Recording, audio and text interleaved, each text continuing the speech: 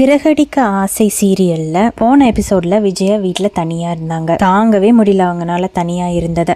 இப்ப அடுத்த நாள் அவங்க பார்வதி வீட்டுக்கு வராங்க. வந்துட்டு நேற்று நைட்லாம் நான் நல்லாவே தூங்கல அப்படின்னு சொல்றாங்க. உடனே பார்வதி வந்து ஏன் என்னாச்சு அப்படின்னு கேட்கவும், வீட்டுல யாருமே இல்லை, நான் மட்டும்தான் தனியா இருந்தேன், தனியா இருக்கிறதுனா பைத்தியமே பிடிச்சிரும் போல அப்படின்னு ரொம்பவே புலம்பிட்டு பார்வதியை வந்துட்டு, இப்போதான் நீ எவ்வளோ கஷ்டப்படுறேன்னு என்னால் புரிஞ்சுக்க முடியுது. என்னால் ஒரு நைட்டே தனியாக இருக்க முடியலையே பார்வதி, ஆனால் நீ இவ்வளோ வருஷமாக தனியாக இருக்கியே, இருக்கிறதுலே ரொம்ப கொடுமையானது தனிமை தான் அப்படின்னு சொல்கிறாங்க. அதுக்கு பார்வதி, நல்ல வேலை இப்போ நீ என்னை புரிஞ்சிட்டியே அப்படின்னு சந்தோஷப்படுறாங்க.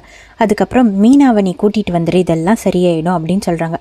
உடனே விஜயாக்கு செம்ம கடுப்பாயிருது. அவளை பற்றி மட்டும் பேசாத, அவன் என் வீட்டுக்கு வந்த நாள்லேருந்து தான் எனக்கு எக்கச்சக்க பிரச்சனை மேலே பிரச்சனை வந்துகிட்டு இருக்கு, அவன் என் வீட்டிலேயே இல்லாமல் இருக்கிற வரைக்கும் நல்லது அப்படின்னு ஒரு மாதிரி சிடுசிடுப்பா சொல்லிடுறாங்க. உடனே பார்வதி, மீனா நல்ல பொண்ணு தான், அவளை நீ இப்படியெல்லாம் சொல்லாத அப்படின்னு எவ்வளவுதான் சொன்னாலும் விஜயா ஏத்துக்கிறதாவே இல்லை.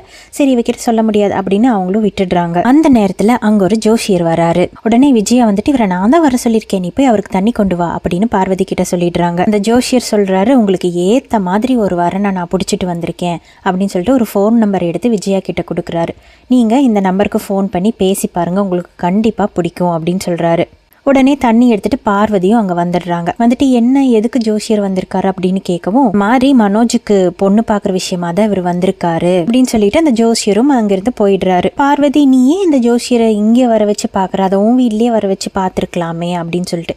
இல்ல, இந்த மாதிரி நான் மனோஜுக்கு பொண்ணு பாக்குறது அவருக்கு தெரிஞ்சதுன்னா அவர் உடனே ஃபர்ஸ்ட் டிவோர்ஸ் வாங்க, அதுக்கப்புறம் பொண்ணு பாக்குறதெல்லாம் வச்சுக்கலாம் அப்படின்னு சொல்லுவாரு அப்படின்றாங்க. உடனே பார்வதி, அதுவும் சரிதானே விஜயா, ஃபர்ஸ்ட் டிவோர்ஸ் ஆகணும், அதுக்கப்புறம் தானே நீ பொண்ணு பார்க்க அப்படின்னு சொல்லவும், உடனே விஜயா இருந்துட்டு, நீ சும்மா இரு, நல்ல வரன் கிடைக்கிறது தான் கஷ்டமே, டிவோர்ஸ் எல்லாம் டக்குன்னு ஆயிடும், இந்த வரன் மட்டும் அமைஞ்சிருச்சுன்னா டிவோர்ஸ் வாங்கின கையோட நான் மனோஜுக்கு ஒரு கல்யாணம் பண்ணி வச்சிருவேன் அப்படின்னு ரொம்பவே சந்தோஷமா விஜயா சொல்றாங்க. அப்படி சொல்லிட்டு அங்கிருந்து கிளம்பியும் போயிடுறாங்க. பார்வதி, இவ எப்பதான் திருந்துவாளோ, தப்பு மேல தப்பு பண்ணிட்டு இருக்காளே அப்படின்னு கவலைப்படுறாங்க. இதுக்கப்புறம் மீனாவோட பூக்கடையில மீனா பூ கட்டிட்டு இருக்காங்க. அப்ப அங்க கார்ல முத்து வராரு. மீனாக்கு தேவையான பூவெல்லாம் அந்த கார்ல கொண்டுட்டு வந்து அவங்க கிட்ட கொடுக்குறாரு. கொடுத்துட்டு அவங்க ரெண்டு பேரும் ஜாலியா பேசிக்கிட்டு இருக்காங்க. அப்ப ஸ்ருதி அங்க வராங்க. உடனே முத்து வந்துட்டு, ரொம்ப தேங்க்ஸ் ஸ்ருதி, இந்த மாதிரி நான் இல்லாத சமயத்துல கூட நீ அடிக்கடி வந்து மீனாவை பாத்துக்கிறியாமே, ரொம்ப சந்தோஷம் அப்படின்னு சொல்றாங்க.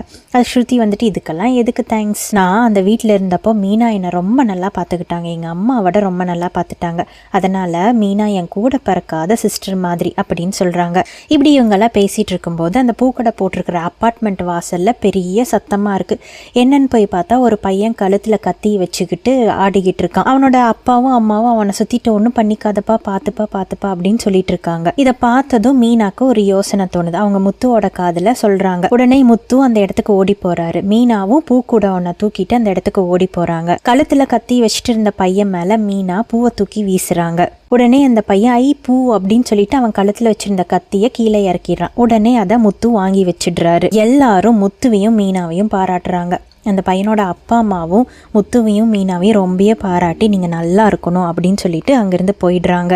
இன்னொரு பக்கம் ரோகிணியை இந்த மாதிரி லவ் அஃபேர்ல மாட்டி விட்டுட்டா நமக்கு ஈஸியா டிவோர்ஸ் கிடைச்சிரும் அப்படின்னு மனோஜ் அவரோட ஃப்ரெண்டு சந்தோஷ ரோகிணி கிட்ட பேசுறதுக்காக ஏற்பாடு பண்ணி கூட்டிட்டு போயிருக்காரு. சந்தோஷ், நீ வந்துட்டு ரோகிணியை லவ் பண்ணுற மாதிரி நடி, அதை நான் வீடியோ எடுத்துக்கிறேன், அப்போ நம்ம கோர்ட்டில் இதை சப்மிட் பண்ணி நம்ம ஈஸியாக டிவோர்ஸ் வாங்கிடலாம் அப்படின்னு சொல்லி வெயிட் பண்ணிட்டு இருக்காங்க. ரோகிணியும் ஆட்டோவில் வந்து இறங்குறாங்க.